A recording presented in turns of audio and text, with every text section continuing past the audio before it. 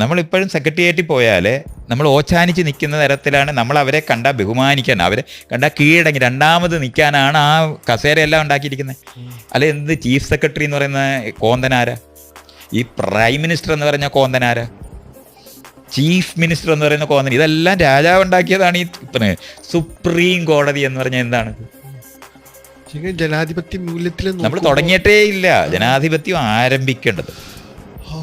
നമ്മുടെ ഏതെങ്കിലും ഒരു രാഷ്ട്രീയ പാർട്ടിക്കകത്ത് മേലുകീഴ് അധികാരമില്ലാത്ത ഒരു രാഷ്ട്രീയ പാർട്ടി ഉണ്ടെന്ന് കാണിച്ചേ? ഇല്ല.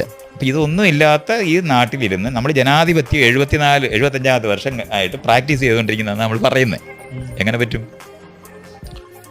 അച്ഛൻ ഭരിക്കുന്നതും എന്ന് പറഞ്ഞാൽ ഭർത്താവ് എന്ന് പറഞ്ഞാൽ ഭരണക്കാരൻ, ഭരിക്കുന്ന ആള് ഭാര്യ, മക്കൾ, ഇങ്ങനെയുള്ള വീട്ടിനകത്ത് എങ്ങനെയാണ് ജനാധിപത്യം പറ്റുന്നത്? വീട്ടിനകത്തില്ല.